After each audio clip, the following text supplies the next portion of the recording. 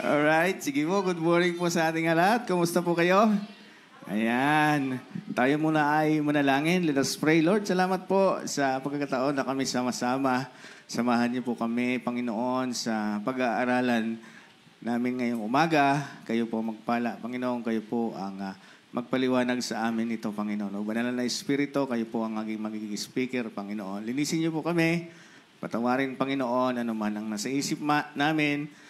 Kaya tanggalin po namin ito para po kayo ang magkikita namin ngayong umaga. Salamat po sa mga tao na nakikinig online. Patuloy na pagpalain niyo po sila. Salamat po. Jesus, pray. Amen. Sige po, ang ating pong pag-aaralan ay patungkol po sa mana. Ayan. Alright. Sige po, ang ating pong pakilagay sa ano natin, mag-Biblia sa Lucas chapter 12, verse 15, no?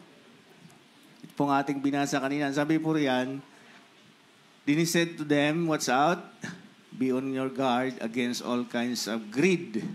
A man's life does not consist on the abundance of his possession." So, ang buhay daw ng tao ay hindi sa yaman na tinatangkilik niya. Other translations, ang sabi po riyan ay covetousness. Ibig sabihin ng covetousness, pinagnanaisan mo yung hindi sa iyo. Di ba? Ayan. Sa Tagalog, ang pagkasali niya ay kasakiman. Ayan. Di ba? Dahil sa mga pangyayari sa paligid natin, kailangan natin ikulan ng kanilang attention, no? By preaching them the Word of God. No? So, ang sabi ng Panginoon, nung siya po ay nilapitan, sino lumapit sa Kanya? Isang tao na kung saan ay mayroon siyang gustong hatiin doon sa kanyang mana na sabi ng Panginoon, hindi yun ang trabaho ko para pumunta dito. Hindi ako yung maghahati ng yaman nyo kasi hindi naman trabaho ko yun eh. Ang trabaho niya ay magligtas ng mga kaluluwa. Kaya ang sinabi niya kaagad, dahil sa pangyayari yun, nagkwento ang Panginoon. May isang tao na mayaman. Di ba? Nandiyan nakalagay sa ating, ano ba yung nangyari sa aking sa ating Bible, isang mayaman na kung saan, kung titingnan mo, hindi mo mahalata na mayroon siyang maling ginagawa. Bakit siya? Kasi ang ginawa lang naman niya, nagtrabaho sa kanyang bukirin. And then, pagkatapos niyang magtrabaho, siya ay nagkaroon ng maraming ani. Di ba? Nandiyan na ba kayo? Sa Luke chapter 12. Ayan, isa-isahin natin, no? Luke chapter 12. Alright. So, hindi daw siya inappointed na judge or arbiter sa kanilang dalawa. Alright? Pagdating sa 15, nagbigay ng warning ang Panginoon. Sabi ng Panginoon, watch out. Be on your guard against all kinds of greed. A man's life does not consist on the abundance he possesses. Ano dapat ang consist ng man? Kasi sabi niya, hindi daw positions ang mahalaga. Di ba? Hindi nagkwento ang Panginoon. The ground of a certain man produce a good crop. So, mayroong maraming ani. Dahil sa maraming ani, anong ginawa niya? Sa 18. Ano nakalagay? Nag-expand. Kailangan niya mag-expand. Kasi marami na eh. Kailangan niya mag-branch out. Magpa-franchise. Ayan. Ang sabi sa 12:19, and I'll say to myself, you have plenty of good things laid up for many years. Take life easy, eat and drink, and be merry. So, ibig sabihin, magpahinga. Magbakasyon. Yan. Yung mga ganun. Travel. Yan. But God said to him, "You fool." Wow. hangal. The very night your life will be demanded from you, then you will get what you have prepared for yourself. Sabi sa 21, this is how it will be with anyone who store up things for himself but not rich toward God. Sa ibang translation, not rich in relationship with God. So ano ang mali dito sa kwento natin? Bakit siya kinondemn ng Panginoon? Bakit siya sinabihan na you fool? Hindi siya nagpasalamat. Yan. Wala man lang minensyon sa kwento na salamat Panginoon. Ibig sabihin, sarili lang niya ang kanyang iniisip. Kamag-anak na hindi man lang niya binigyan. Although hindi masama yung sabi natin, gusto nating umasenso, magnegosyo, ang masama ay wala sa equation ng Panginoon. Hindi natin kinikonsider yung Panginoon. O hindi tayo marunong magpasalamat sa Panginoon. Sapagkat ang buhay natin, mga sangkatauhan, does not consist on the abundance of the things you possess. So ito yung danger ng tawag nito, kayamanan or possessions. Because if you have this kind of yaman, sometimes napapalitan yung posisyon ng Panginoon. Tayo, walang problema kasi maayos naman ang relationship natin sa Panginoon. Ang inaantay na lang natin yung blessings ng Panginoon. Alright? So, paano ba natin? Kung sakali-sakali man, kayo ay pagpalain ng Panginoon, magkaroon kayo ng malaking kayamanan. Yan. Paano ba natin i-handle yung mga riches na pinagkaloob sa atin ng Panginoon? Ano, may payong. Alright? So nawa, sa ating buhay, huwag mapalitan yung posisyon ng Panginoon sa mga pag-aari natin. Huwag natin ipagpalit kung ano man ang mayroon tayo sa oras na para sa Panginoon. Everyday ba, tayo pa ay nagkakaroon ng pagkakataon na magbasa, magkaroon ng oras para sa Panginoon. Yung sinasabi natin, quiet time. Di ba? Sometimes kasi pag, alam mo, marami na tayong tinatangkilik, minsan, nagiging busy tayo. Napapalitan yung time natin na dapat para sa Panginoon. So, titingnan natin, paano ba natin i-handle? Baka ito na lang ang kulang natin, no? Yung pag-handle. Kaya, medyo hindi pa dumadating. Alright? Number 1, improper accumulation of wealth. So, iwasan natin to. At yung title pala natin, guard yourself against all kind of greed. Ano yung greed? Sobra sa mga materialism. Pag nanais na hindi naman sa'yo, kinukuha mo. That's covetousness. Alright? Improper accumulation. Point number 1, improper accumulation of wealth. Paano siya nagiging improper? Sabi doon sa binasa natin kanina. Bakit siya mali? Kasi nga, iniisip nyo lang, kaya siya nag-iipon para makabili ng Rolls Royce.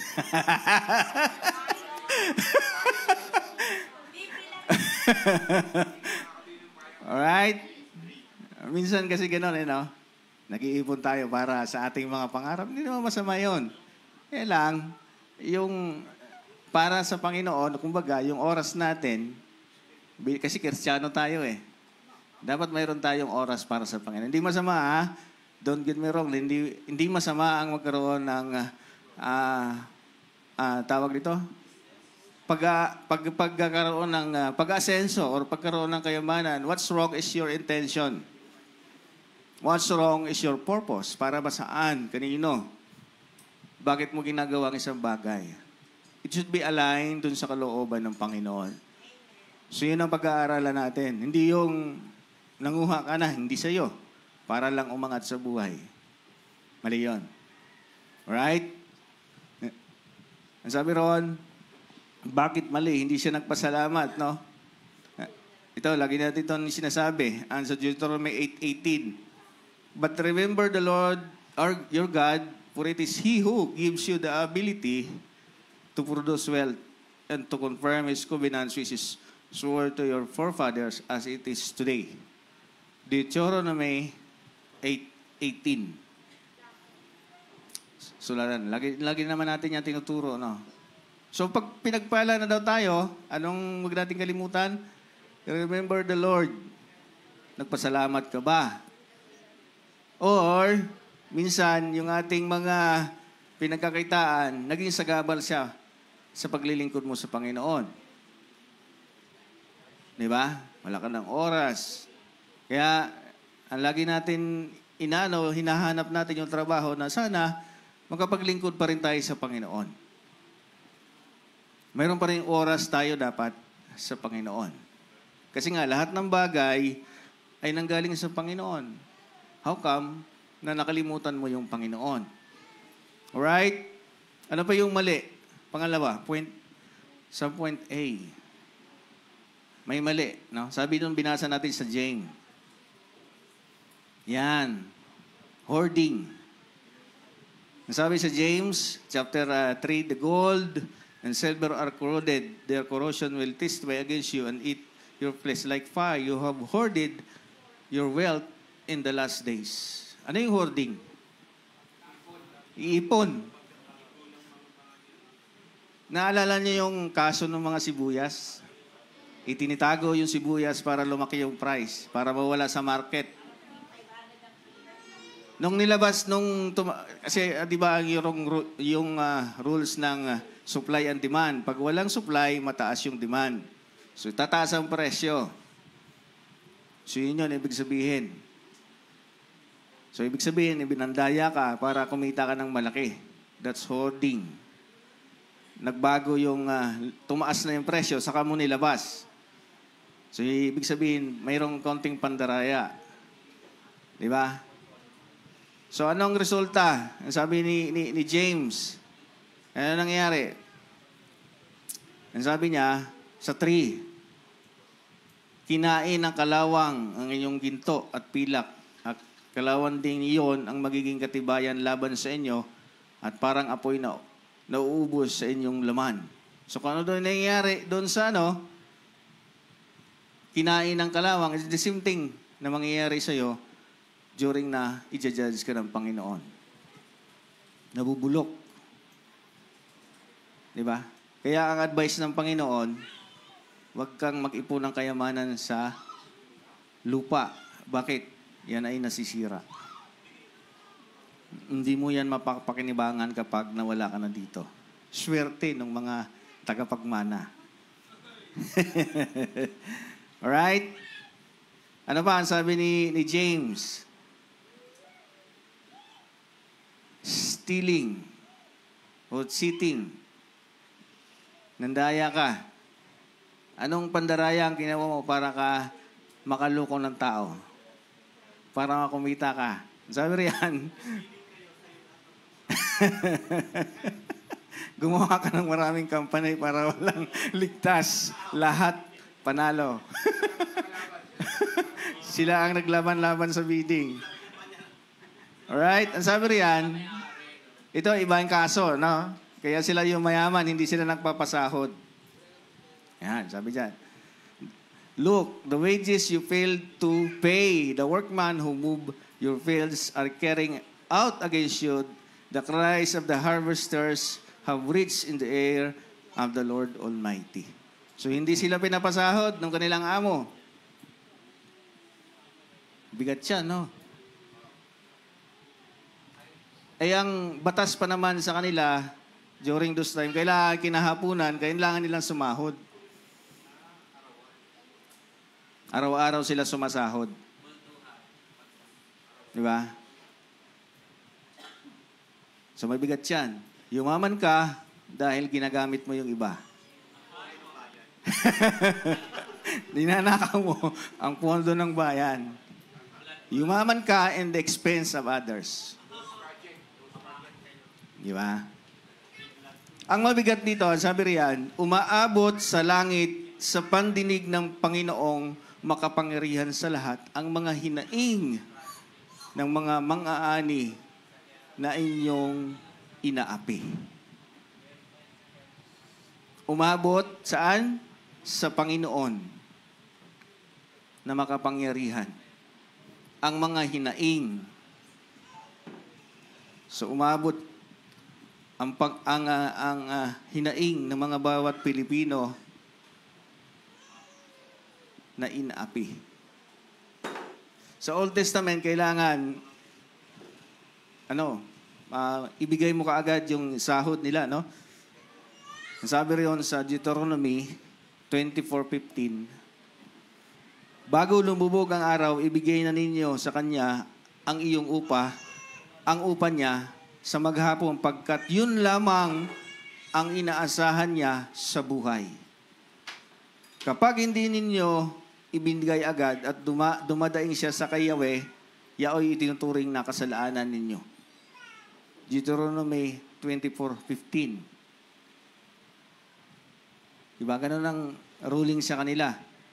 Kailangan, after hapon, may ibigay mo na. Kasi yun lang ang kanyang inaasahan.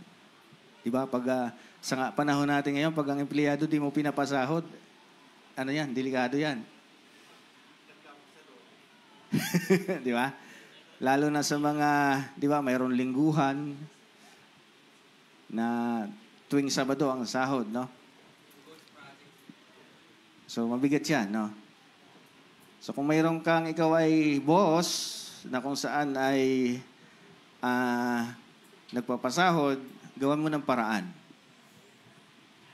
Kasi tiyak na, ang sabi ron, kasalanan ninyo.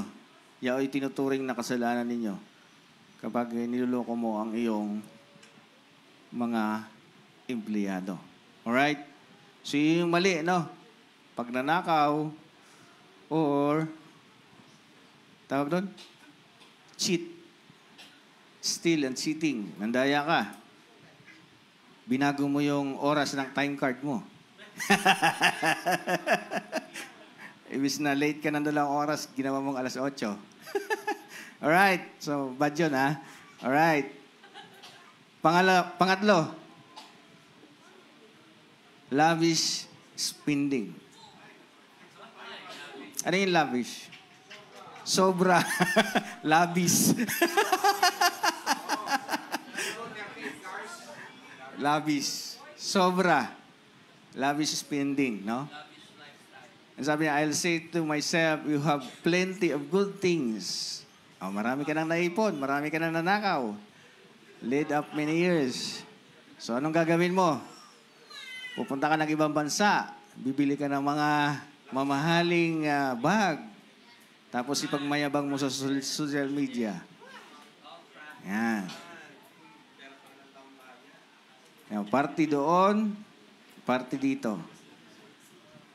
Ang sabi ni James chapter 5 verse 5, kayo'y namumuhay na may pagpapasasa sa ibabaw ng lupa at namuhay kayong may karangyaan. Pinataba ninyo ang inyong mga puso sa araw ng katayan.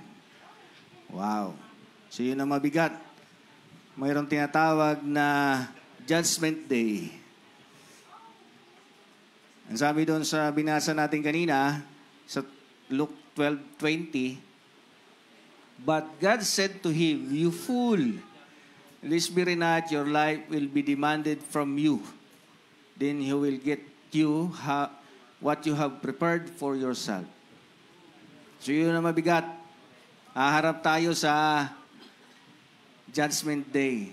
Haharap tayo sa Panginoon. Lahat ng ginawa natin dito sa lupa ay ipagsusulit natin sa Panginoon.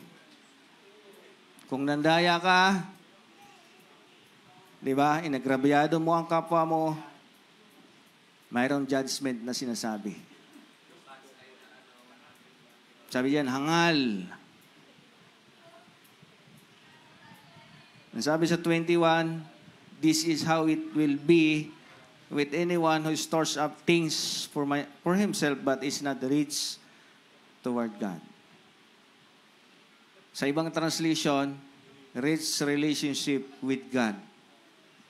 So paano ba tayo magkaroon ng rich relationship with God? Yun ang tanong. How to have a rich relationship with God? Ang tanong kung may relationship ka sa Panginoon. So paano ba tayo magkaroon ng relationship with God? Sabi ng Panginoon sa John 1:12, ano daw? Those who believe in Him, He give Him the right to become a children of God. That's relationship. Those who believe and accepted Him ay magkaroon ng relationship sa Diyos. Because that relationship ay naputol noong hindi sumunod ang dalawang nilalang na nauna sa atin doon sa Hardin ng Eden. Tayo ay nahiwalay sa Diyos. Kaya kailangan mamatay ng Panginoong Hesus doon sa krus ng Kalbaryo to restore that relationship. Para makabalik tayo sa Kanya. Diba? Ang gagawin mo lamang, paniwalaan mo yung ginawa niya doon sa krus ng Kalbaryo na siya'y nagbayad ng ating mga kasalanan. That's how we restore or magkaroon tayo ng relationship sa Panginoon. Ang sabi sa Bible sa Mark 8:36, Mark 8:36. For what shall it profit a man if he shall gain the whole world and loses his own soul? Ano ba ang mapapala ng isang tao kung mapasa kanya man lahat ng bagay sa mundo, subalit mapahamak naman ang kanyang kaluluwa? Karamihan ng tao prepared their future here. Hindi naman masama yun. Naghahanda tayo sa ating future. Nag-aaral tayo. Nagtatrabaho tayo. May mga pangarap tayo na gusto nating umasenso. Pero what's lacking? Hindi natin pinaghahandaan natin yung kabilang buhay. Nakakala natin hanggang dito lang tayo. Kayo ba yung naniwala na mayroong kabilang buhay? Kaya nga may sinabing kabilang buhay eh. Kasi nasa kabila eh.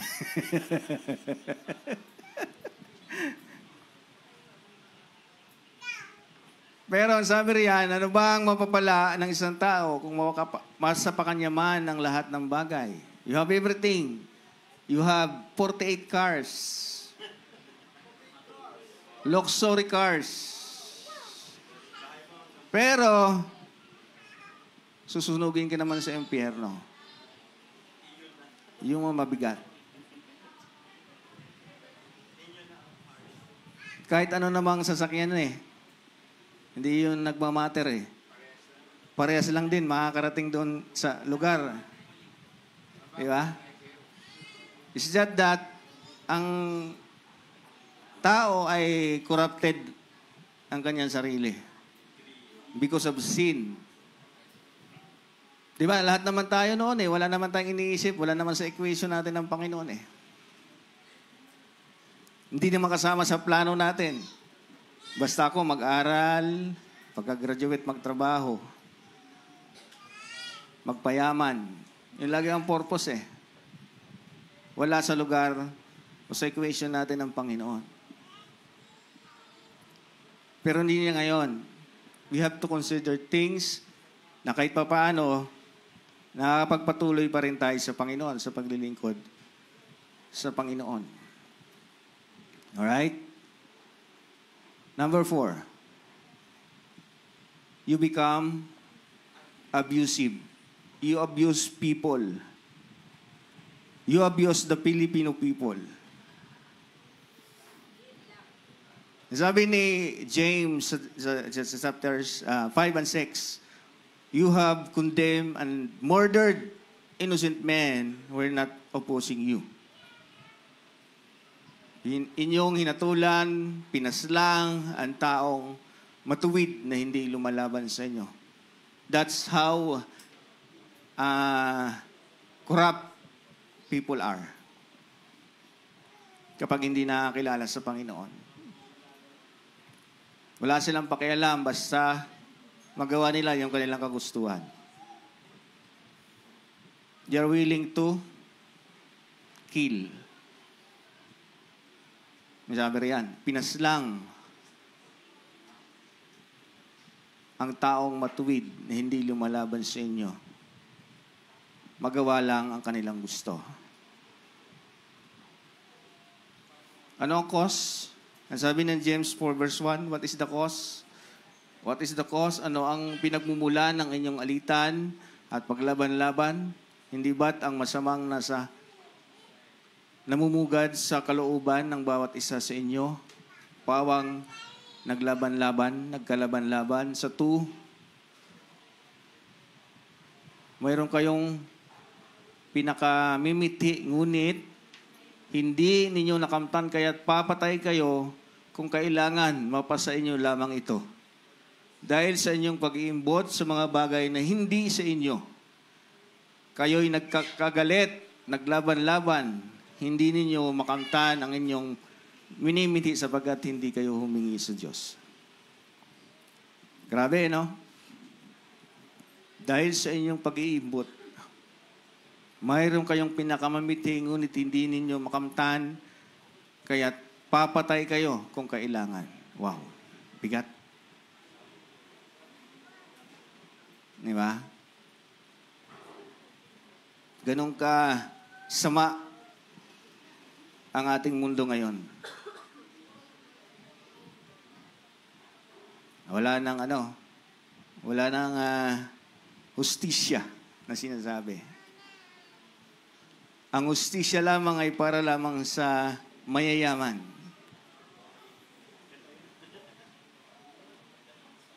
Di ba?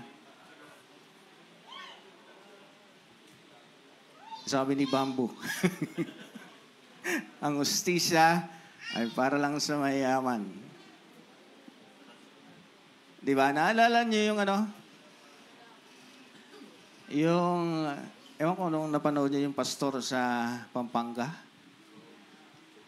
Si Pastor Jeremy Pigoson, na kung saan nag-aalaga siya ng orphanage, kinukupkup niya yung mga bata, pinapakain, pinapaaral.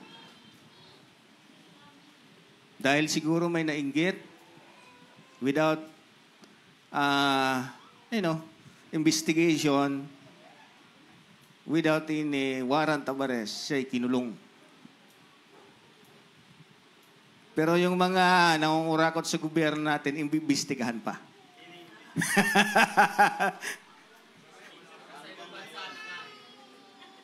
That's how it works.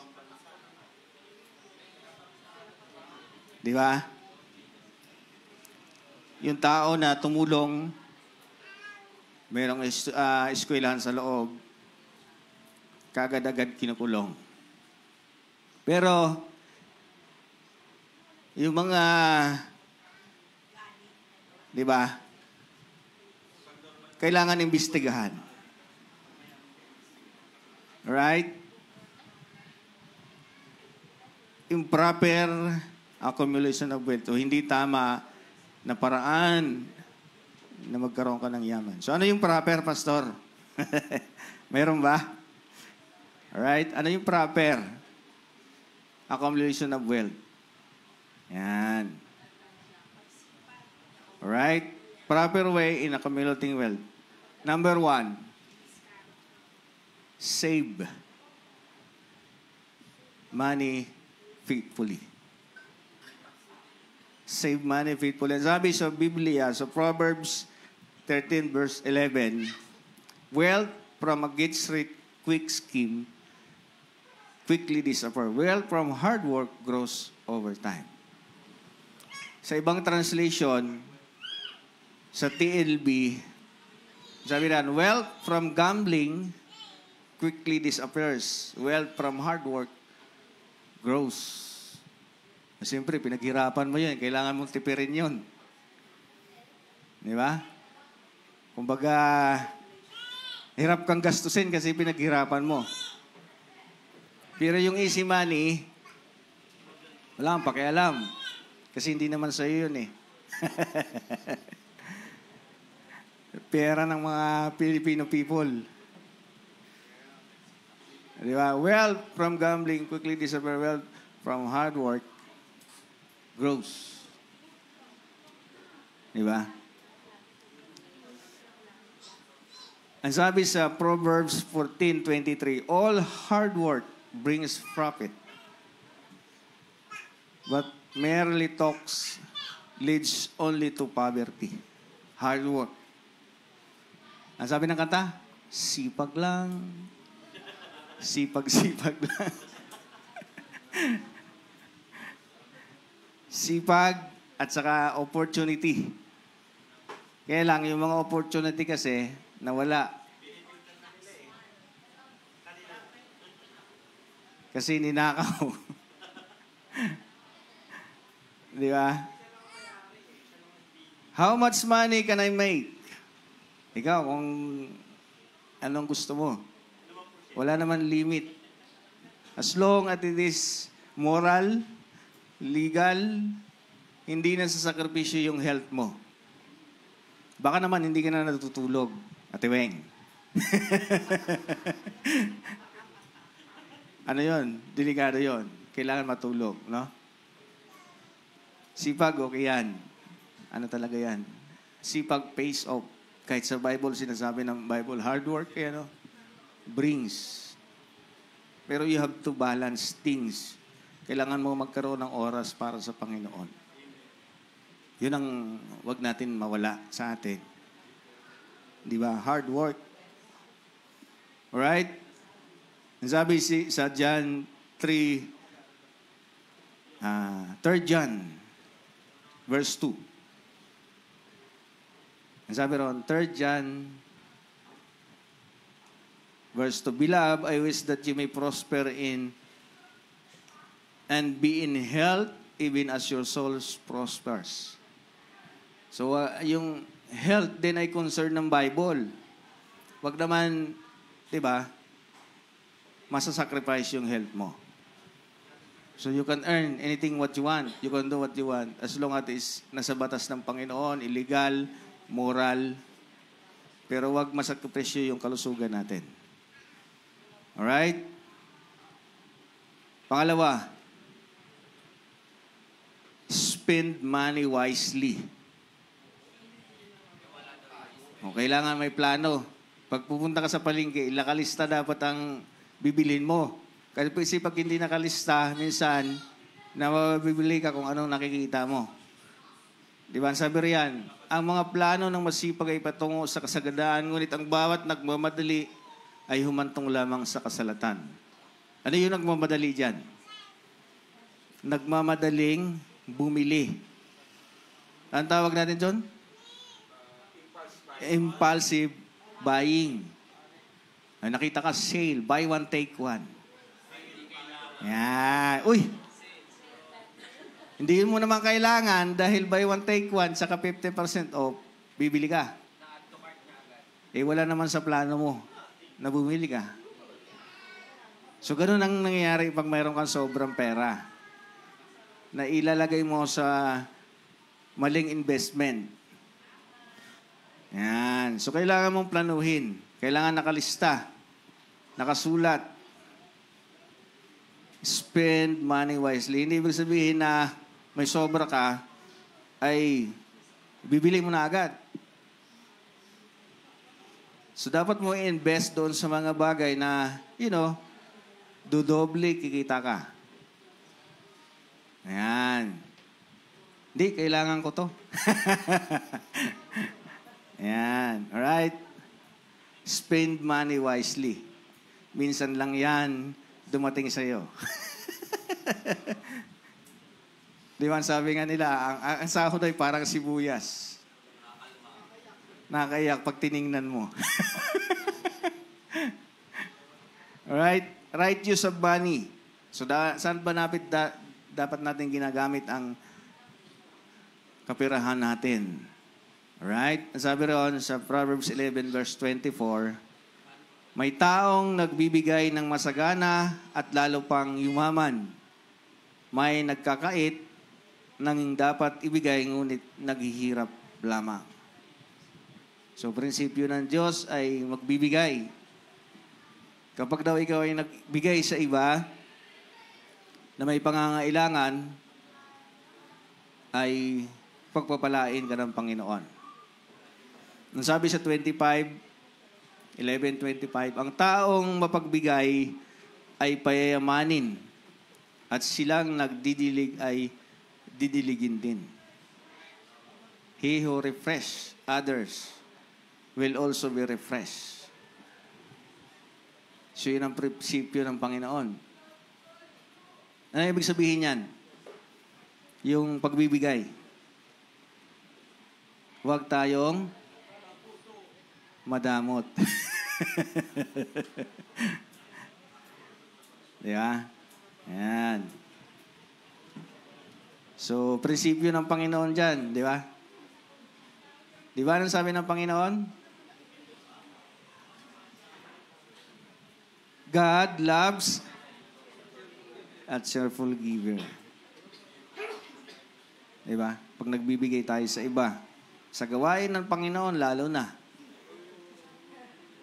Di ba?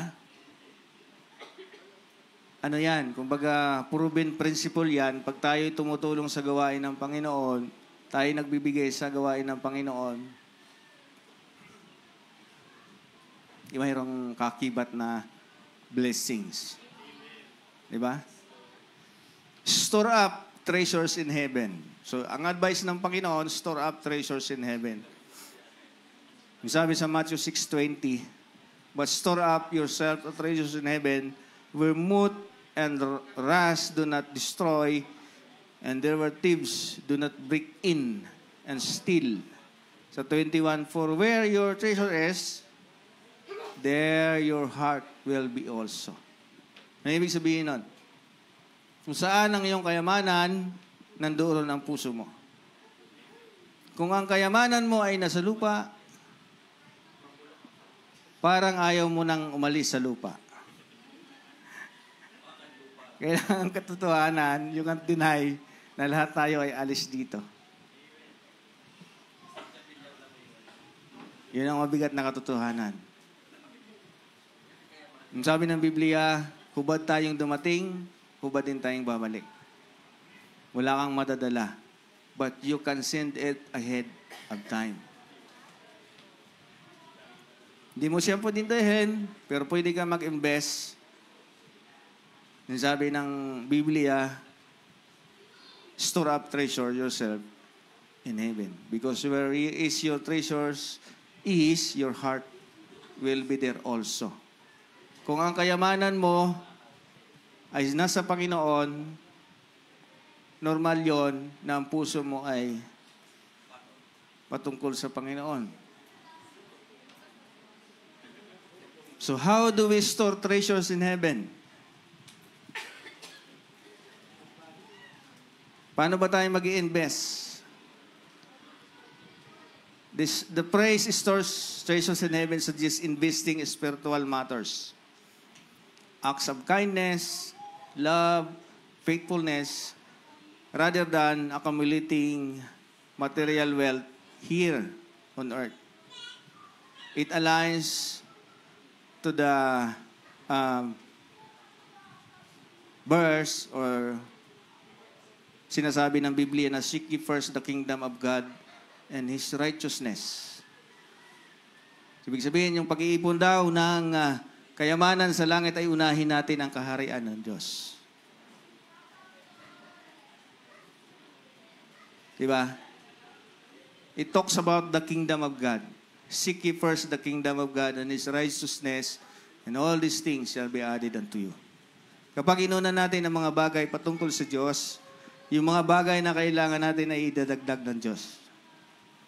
Yung kasi ang prinsipyo dapat maayos muna yung relationship natin sa Panginoon. Yung relationship na sinira ng kasalanan. na sinira ni Satan. Sino ang sumira ng relationship natin? Kaya kung may sumira sa relationship ng dalawa, ang tawag sa kanya,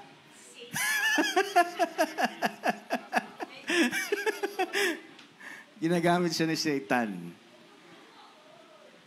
Yan. Paano na mag-store? Bakit kailangan natin doon mag-store? Kasi nga, storing treasure here on earth, mayroong tanga. Hindi tanga. Mood and rust. Ang mabigat nito may magnanakaw. Destroy, thieves, break in, and steal. In a broad daylight. Yan ang mabigat, no? Ninanakaw ang pundo ng ating bayan. Sakit, no? Di ba? Wala tayong magawa. Bakit pa wala tayong magawa? Mag-rally kaya tayo.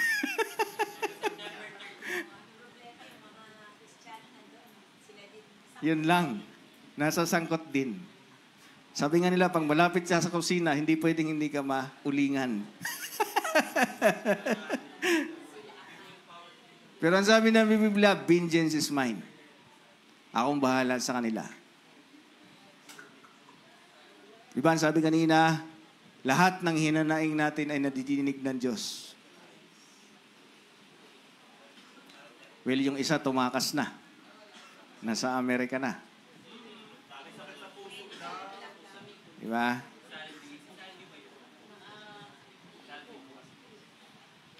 Yan ang mabigat, no? The mood and rust symbolizes inevitable decay of earthly position, while the act of restoring treasures in heaven symbolizes contentment, a commitment to eternal value. So, ibig sabihin, yung iniisip dapat natin, yung mga bagay na mayroong eternal value. Yung relationship natin sa Panginoon, that's one thing. Yun ang magdadala sa atin doon sa kabilang buhay. Di ba? How? Paano ba tayo mag-store ng treasure in heaven? Number 1, acts of service. Ang sabi sa Bible, I tell you, 16 verse 9, Luke 16 verse 9, use worldly wealth to gain friends for yourself so that when it gone, you will be welcome into eternal dwellings. Use your money to gain friends. Ano yung ibig sabihin nun? Mag-sponsor ka sa mga event, lalo na sa mga soul winning, medical missions, because we do soul winning in medical missions. So, lagi ang titingnan mo, pag mayroong activity, mayroon bang maliligtas? Pag mayroong maliligtas dyan, go ako dyan. Mag-i-sponsor ako. Pero pag walang maligtas, huwag na. Kasi yun ang utos sa atin di ba? Win souls. Di ba? Use your worldly wealth to gain friends. Di ba? Di ba? Sa discipleship nyo. Ang tanong, nagdi-discipleship pa ba kayo? Usually, ano tawag doon? Young pro. Yeah, young pro ang nagdi-disciple sa mga youth. Siyempre, gagastos ang young pro pag sila, McDo. Doon sila kasi mahilig mag-disciples. Starbucks. Greenwich. Kasi sila yung may trabaho. Yung mga youth natin, wala pa naman trabaho Gumanti na lang kayo pag nagkatrabaho sila. Yan. Di ba? Si Michael kahapon, bili kang tinapay.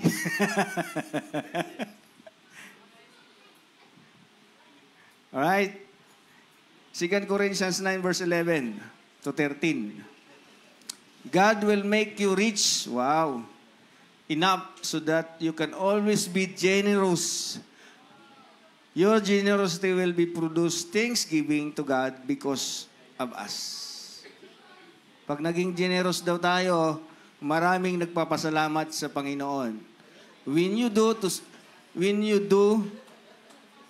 to serve others, not only provides for the needs of God's people, but also produce more and more prayers and thanksgiving to God.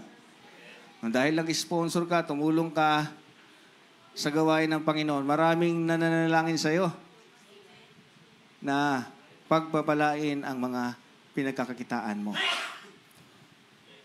Di ba? Sabi dyan, spread the good news. Service because of your commitment to spread the good news of Christ and because of your generosity in sharing them and everyone else. So pagdating sa gawain ng Panginoon, yan ay opportunistic dapat tayo dyan. Maging opportunista. 13, 2 Corinthians 9:13. You will honor God through these genuine acts. You will honor God through this genuine act of service because of your commitment to spreading the good news. 13 na pala yan. Because of your generosity sharing them and everyone else. So, ibig sabihin, kahit hindi ka makapunta doon sa field or doon sa lugar, mayroong sikreto. Di ba? Pwede kang mag-sponsor, pwede kang tumulong. Di ba? O kung gusto mo naman, ikaw naman na ipapadala. Ikaw ang pinapadala doon sa mission field, sa battlefield. Gusto mo ba yon? Gusto, siyempre, kaya lang wala akong time eh. Yeah. So those people na nanunduron, tulungan mo. Di ba? Mag-sponsor ka. Ayan. Sponsoran mo yung sarili mo para makasama ka. Ang ganun ang ginagawa natin, di ba? Wala kaming sponsor, hindi kami na lang mag-sponsor sa sarili namin. Di ba? Helping those in need. Helping those in need. 1 Timothy chapter 6:17 to 8:19. Helping those in need. 1 Timothy. Ano sabi sa 1 Timothy 6:17? Command those who are rich in this present world not to be arrogant, nor put their hope in wealth, which is uncertain, but put their hope in God, who richly provides us with everything for our enjoyment. Sa 18, command them to do good, to be rich in good deeds, and to be generous and willing to share. 1 Timothy 6:19, in this way, they will lay up treasures for themselves as a firm foundation for the coming age, so that they may be take hold of the life that is truly life. Wow. Yung palang ginagawa nating kabutihan sa ating kapwa ay nakikita ng Panginoon. Sabi riyan. Di ba? In this way, they will lay up treasures for themselves as firm foundation for the coming age, so that they may take hold of the life that is truly life. So lahat ng ginagawa natin, yung pag-i-invest natin ng oras sa gawain ng Panginoon ay nakikita yan ng Panginoon. Kahit na tagaluto ka lang sa DBBS, kasama yan. Sapagkat ikay tumulong, pinakain mo yung manggagawa ng Panginoon. Na-imagine nyo ba kung walang tagaluto? Gutom tayo. Di ba? So, ganon. So, lahat tayo nandirito, kanya-tanya tayo ng gifts. Di ba? Para mag-build up yung iglesia. Di ba? Function. Para mag-function siya ng maigi. Na-imagine nyo ba kung puro tayo lahat pastor? Wala nang makikinig. Tagapagturo. Wala nang estudyante. Lahat kayo tawag pagturo eh. So lahat tayo ay binuo ng Diyos, di ba? Sama-sama, ang purpose ay tulong-tulong tayo para ibahagi yung kanyang salita sa iba. Lalo na sa family natin. Di ba? So maging ano natin, maging ano na sa atin yon, kumbaga heads up na tayo nandito, Kristiyano tayo, but what about our family? Sila ba'y nabahaginan nyo na ng salita ng Panginoon? Di ba? Huwag na tayong lumayo. Doon lang sa bahay natin. Are they all believers? Alam niyo po, isa sa mga dahilan kung bakit nakikialam ang Panginoon sa mundo natin because of wickedness. Sobrang sama.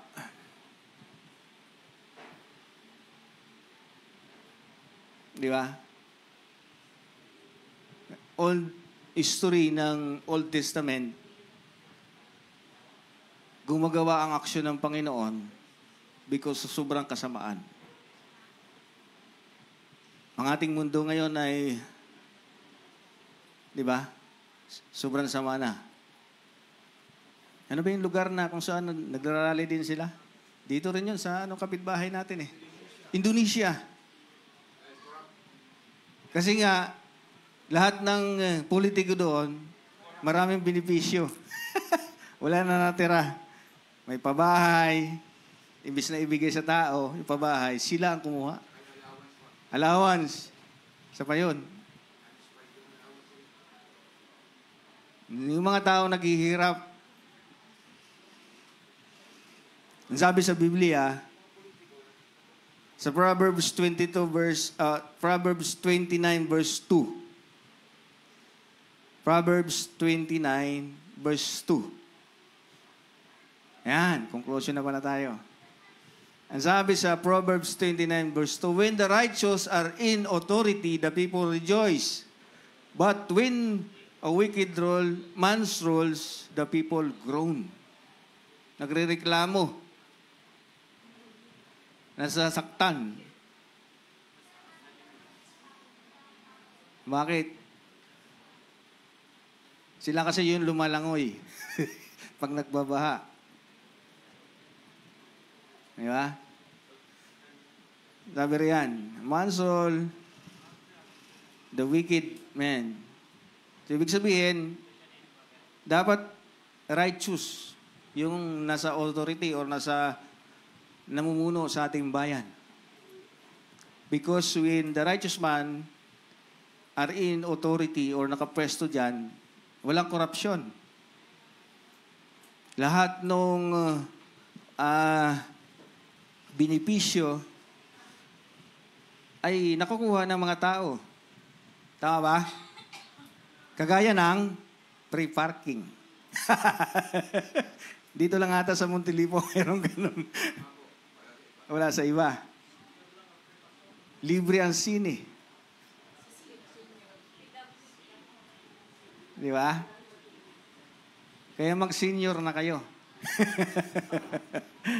You see, maraming benefits pag ang namumuno sa atin ay maayos, righteous, na sinasabi.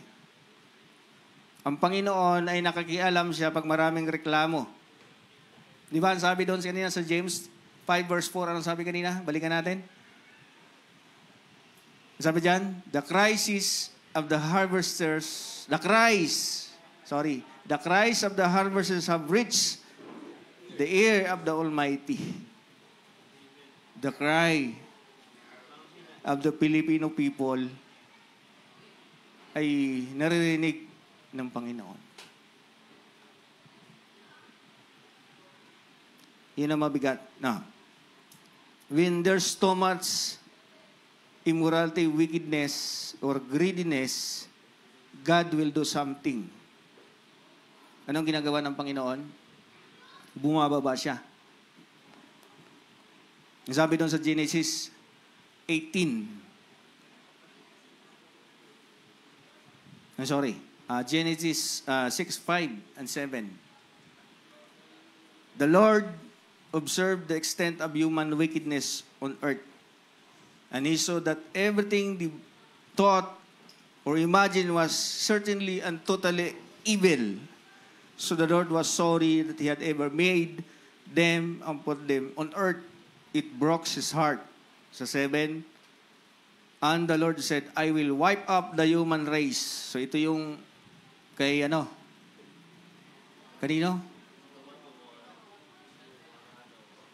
Kay Noah.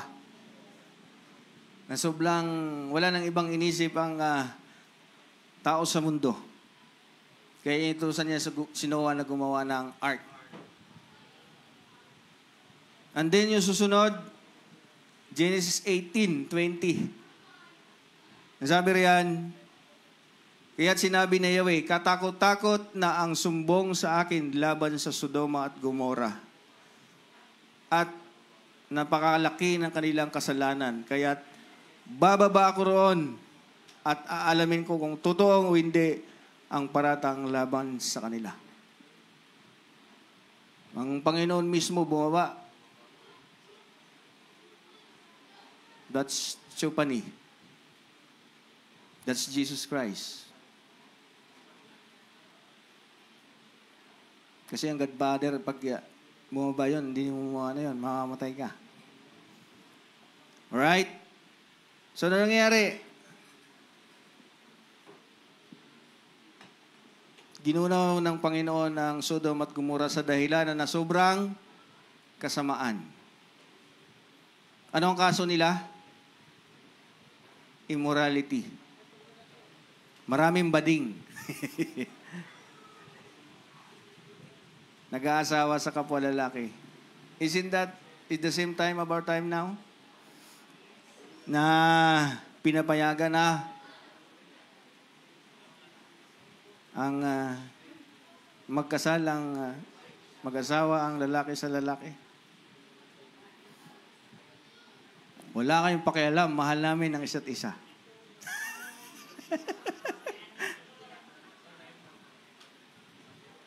Di ba? So, ganun kasama. At pag ganun na kasama, may gagawin ng Panginoon. Jonah 1 verse 1 and 2. The Lord gave his message to Jonah, the son of Amittai, get up and go to the great city of Nineveh. Announce my judgments against it because I have seen how wicked its people are. So, buti dito, nagbibigay ng warning.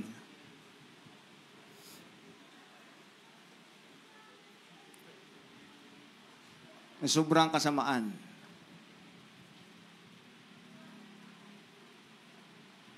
So, anong susi? Anong ginawa ng people of Nineveh? Bakit hindi sila ginudge ng Panginoon? Jonah 3 verse 8 and 10. Pakibuksan ng iyong mga Bible. Para sama-sama tayo magbasa ang anong paraan so that you can tell others kung paano ginawa nila, bakit nagbago ang isip ng Panginoon. Ang sabi sa 8, people and animals alike must wear garments of mourning, and everyone must pray earnestly to God. They must turn from their evil ways and stop their violence. 9, who can tell, perhaps even yet God will change His mind and hold back His first anger from destroying us. Sa 10, when God saw what they had done and how they had put a stop to their evil ways, He changed His mind and did not carry out the destruction He had threatened. Can you imagine? Nagbago ang isip ng Panginoon dahil sila ay anong ginawa nila? Nagsisi sila sa kanilang mga ginawa. Kaya pakisabi sa katabi mo, magsisi ka na. Magbago ka na. Magbalik loob ka na sa Panginoon.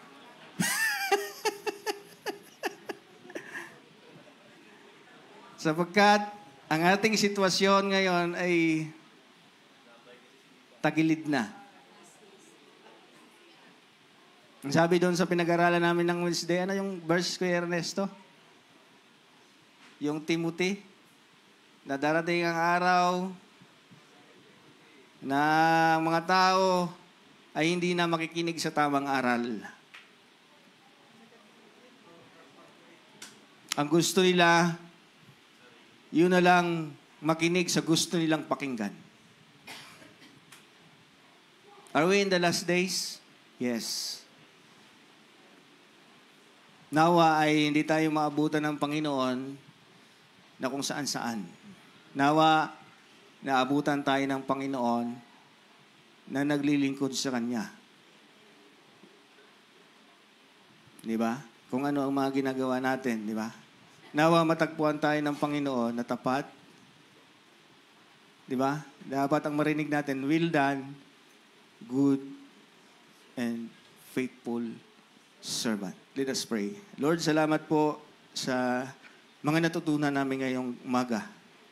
Panginoon, I prayed for sa lahat sa amin, Panginoon, na lalo na ang bansa namin, Pilipinas, na marami pong nagsasamantala, Panginoon.